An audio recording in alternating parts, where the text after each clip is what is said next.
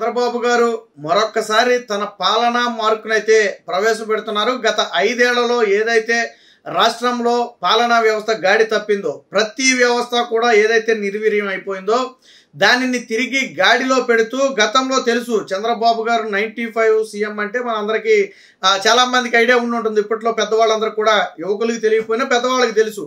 95 నాటి సీఎంను చూస్తారు అని చంద్రబాబు గారు పదే పదే అన్నారు. అంటే ఆ రోజులో ఆయన ఎంత స్ట్రిక్ట్గా ఉండేవారు, పాలన మీద ఎంత అవగాహన ఉండేది, అలాగే అధికారుల్ని ప్రజలకు సమస్యలకు ఏ విధంగా బాధ్యులు చేశారనేది మనకు తెలుసు. వాస్తవానికి చంద్రబాబు గారు వచ్చిన తర్వాతే ప్రజల వద్దకు ప్రభుత్వం అనే ఒక నానుడైతే రావడం జరిగింది. అప్పటి వరకు అధికారుల చుట్టూ ప్రజలు తిరగటమే తప్ప అధికారులు ఎప్పుడు ప్రజల వద్దకు వెళ్ళిన పరిస్థితి లేదు. బట్ చంద్రబాబు గారు ముఖ్యమంత్రి అయిన తర్వాత అధికారులే ప్రజల వద్దకు వెళ్ళారు. దాన్నే ప్రజల వద్దకు పాలన అంటాం. సో ఇప్పుడు అదే టైపు మరొకసారి ప్రజల వద్దకు పాలన అయితే చంద్రబాబు గారు తెరదీశారు. ముఖ్యంగా నేడు ఆంధ్రప్రదేశ్లో ఉన్నటువంటి అతి ప్రధాన సమస్యల్లో ఒకటి రెవెన్యూ సమస్య. ఏదైతే భూ కబ్జాలు కానివ్వండి, గతంలో చేసినటువంటి ఆ రిజిస్ట్రేషన్లకు సంబంధించి కానివ్వండి, జగనన్న భూ సర్వేకి సంబంధించి కానివ్వండి, ఈ సర్వే రాళ్ళు కానివ్వండి, ఆ భూ సర్వేలో కూడా ఏం జరిగింది, గతంలో ఎకరం ఉన్న వ్యక్తికి భూ సర్వే తర్వాత 80 సెంట్లే వచ్చేది. 3-4 ఎకరాలు ఉన్న వ్యక్తికి ఒక అరెకరం 40 సెంట్లు తగ్గిపోయేది. అలాగే కొంతమందికి లేని భూమి అదనంగా కలిసేది. సో ఇలా 1 కాదు 2 కాదు అనేక సమస్యలతో గతంలో జగనన్న భూ సర్వే అయితే ఉంది.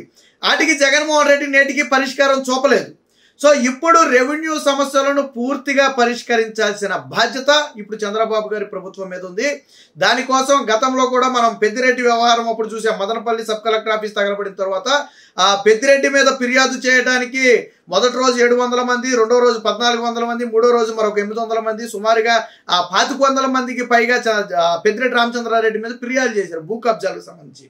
సో ఒక్క పెద్దిరెడ్డి మీదే ఇన్ని ఫిర్యాదులు ఉంటే రాష్ట్రం మొత్తంలో వైసీపీ నేతల మీద ఎన్ని ఫిర్యాదులు ఉండాలి, ఎంతమంది వైసీపీ నేతల బాధితులు ఉండాలి? సో అందుకనే చంద్రబాబు గారు ఏం చేశారు, ఎట్టి పరిస్థితుల్లో ఈ రెవెన్యూ సమస్యలను వెంటనే పరిష్కరించాలి, ప్రజల్లో నమ్మకం రావాలి.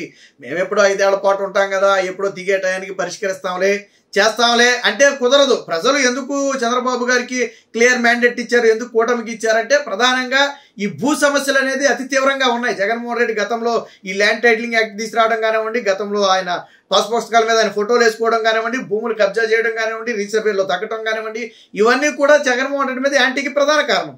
సో కాబట్టి ఇప్పుడు కూటమి ప్రభుత్వం మీద ఉన్న తక్షణ కర్తవ్యం వాళ్ళందరికీ న్యాయం చేయాలి. అందుకనే 45 రోజుల పాటు ప్రతి గ్రామంలో కూడా ఆ వినతులు స్వీకరించి మిగిలిన 45 రోజుల్లో పరిష్కారం, అంటే మొత్తంగా 90 రోజుల్లో 3 నెలల్లో ఈ పూర్తి సమస్య వినటం, సమస్యను పరిష్కరించడం రెండూ కూడా జరగాలని చెప్పి చంద్రబాబు గారు అయితే నిర్ణయించడం జరిగింది. దీనికి సంబంధించి ఆల్రెడీ విధి విధానాలు కూడా ఖరారు చేయడం, రెవెన్యూ శాఖ మంత్రి అనగాని సత్యప్రసాద్ గారు కూడా దీని మీద ఎప్పటికీ అధికారులకు చాలా స్పష్టమైన ఆదేశాలు అయితే ఇవ్వడం జరిగింది.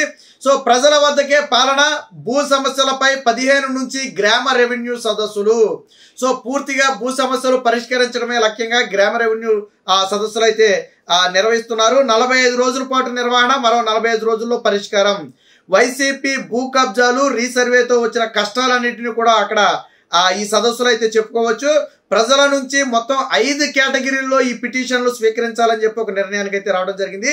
ఇక ఆర్టీజీఎస్ పరిధిలో ఒక ప్రత్యేక పర్యవేక్షణ విభాగాన్ని, అంటే ఈ రెవెన్యూ సంస్థలకు సంబంధించి ఎంటైర్ రాష్ట్ర వ్యాప్తంగా వస్తున్నటువంటి సమస్యలు కానివ్వండి, వాటి పరిష్కార తీరు కానివ్వండి, ఎన్ని సమస్యలు వచ్చాయి, ఎన్ని సమస్యలు పరిష్కరించబడినాయి, ఎన్ని సమస్యలు హోల్డ్లో ఉన్నాయి, ఆ సమస్యలు ఎందుకు హోల్డ్ అయ్యాయి, ఇలాంటి అన్నీ కూడా అనునిత్యం పరిశీలించడం కోసం ఆర్టీజీఎస్ గతంలో చంద్రబాబు గారు తీసుకొచ్చింది. సో ఈ ఆర్టీజీఎస్ రియల్ టైం గవర్నెన్స్ అంటాం మనం. సో ఈ ఆర్టీజీఎస్ పరిధిలో ఒక ప్రత్యేక పర్యవేక్షణ విభాగాన్ని కేవలం ఈ భూమి సమస్యలకు సంబంధించి ఏర్పాటు చేయాలని ఒక నిర్ణయం తీసుకోవడం అనేది చాలా మంచి నిర్ణయం. ఎందుకంటే ఏదో చెప్పారు, అధికారులకి చెప్పారు, వాళ్ళు ఏదో చేసుకుంటూ వెళ్ళిపోతున్నారంటే కుదరదు. ప్రభుత్వం మంచి నిర్ణయమే తీసుకుంది, బట్ అధికారులు కూడా దానికి సహకరించి పని చేయాలి. అదే సమయంలో ప్రజల సమస్యలు కూడా పరిష్కరించబడాలి.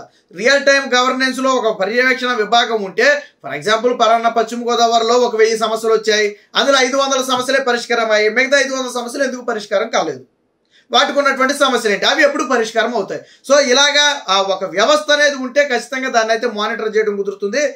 ఖచ్చితంగా కూడా ఇది కీలకమైంది. ఇక ఇందులో ఎవరెవరు పాల్గొంటారు అనే దానికి సంబంధించి కూడా ఒక వార్త అయితే రావడం జరిగింది. గ్రామ సదస్సులో తహసీల్దారు, రెవెన్యూ ఇన్స్పెక్టర్, గ్రామ రెవెన్యూ అధికారి అంటే విఆర్ఓ అంటాం కదా మనం. సో మండల సర్వేరు, దేవాదాయ వర్క్ శాఖ ప్రతినిధులు, రిజిస్ట్రేషన్ శాఖ అధికారి, అటవీ శాఖ అధికారి పాల్గొంటారు. సున్నితమైన భూ సమస్యలపై సదస్సులు నిర్వహిస్తున్నందున కార్యక్రమం పూర్తయ్యే వరకు పోలీసులతో భద్రత కల్పిస్తారు. సో ఇక్కడ చూడండి, చాలా అంటే ఎంత ముందు చూపుతో ఈ సదస్సులను ఏర్పాటు చేశారంటే, తహసీల్దారు, విఆర్ఓ, రెవెన్యూ ఇన్స్పెక్టర్ వీళ్ళంతా కూడా కీలకమైన అధికారులు. అది రెవెన్యూ శాఖకు సంబంధించి.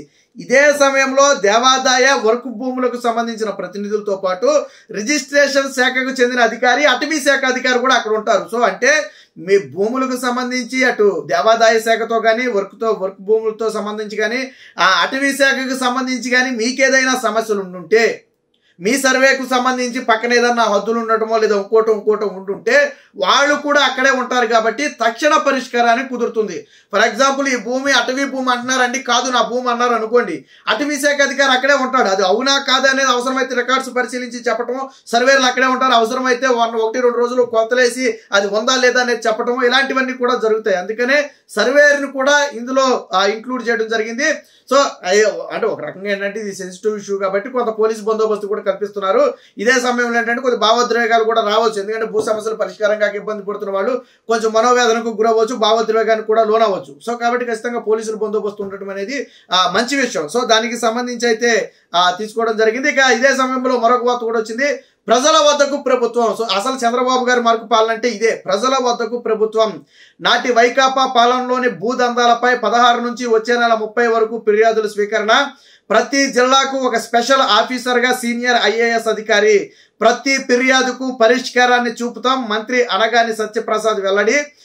రీసర్వే రాళ్లపై బొమ్మలు, లోగోలు చెరిపివేయాలి. రెవెన్యూ శాఖ ప్రత్యేక ప్రధాన కార్యదర్శి సిసోడియా ఆదేశాలు. సో ఏదైతే జగన్మోహన్ రెడ్డి ఫోటోలతో కానివ్వండి, బొమ్మలతో కానివ్వండి, అటు పాసు పుస్తకాలు కానివ్వండి, సర్వే రాళ్ళు కానివ్వండి, లేదా ఇంకోటి కానివ్వండి, సర్వే విభాగానికి సంబంధించి జగన్మోహన్ రెడ్డికి సంబంధించిన ఫోటోలు కానీ ఆ పార్టీకి సంబంధించిన సింబల్స్ కానీ ఏమి కూడా ఉంచడానికి వీల్లేదు. పూర్తిగా చెరిపివేయాలని చెప్పడంతో పాటు ప్రతి జిల్లాకు కూడా స్పెషల్ ఆఫీసర్గా కేవలం ఆ జిల్లాల్లో వచ్చినటువంటి రెవెన్యూ సమస్యల పరిష్కార పర్యవేక్షణకు ఒక ఐఏఎస్ స్థాయి అధికారిని స్పెషల్ ఆఫీసర్గా నియమించడంతో పాటు ప్రతి సమస్యకు పరిష్కారం చూపుతాం. ఒక సమస్య వచ్చినా, 1,00,000 సమస్యలు వచ్చినా ఏ సమస్యను కూడా నిర్లక్ష్యం చేయం. ఎవరి ఫిర్యాదును కూడా అశ్రద్ధ చేయం. ప్రతి ఫిర్యాదుకి మేము పరిష్కారం చేసి చూపుతామని చెప్పి రెవెన్యూ శాఖ మంత్రి అనగాని సత్యప్రసాద్ చెప్పడం అనేది ఖచ్చితంగా సుపరిణామం. ఎందుకంటే ప్రజలకు కావాల్సింది కూడా అదే. గతంలో విధానాలు ఎలా ఉండేయంటే మనం ఏదో కంప్లైంట్ ఇచ్చామా, అది ఏళ్ల తరబడి నెలల తరబడి నడిచేదు. ఆ అధికారి వస్తే వచ్చేవాళ్ళు, లేకపోతే చూసేవాడు కాదు. అడిగితే అసలు మా ఫిర్యాదు మీద ఏం చర్యలు తీసుకున్నారని అడిగితే సమాధానం చెప్పే దిక్కుండేది కదా గతంలో. సో ఇప్పుడు వ్యవస్థ మొత్తం కూడా మారింది. ప్రతి అధికారి కూడా ప్రజలకు జవాబుదారీగా ఉంటాడు. మీరిచ్చిన ఫిర్యాదు ఎంతవరకు పరిష్కారం అయింది, ఈ ఫిర్యాదు మీద ఎటువంటి చర్యలు తీసుకున్నారు అని ఒక అధికారిని ప్రశ్నించే అధికారం ఈ రోజు ఫిర్యాదుదారుడికి కూడా లభిస్తుంది.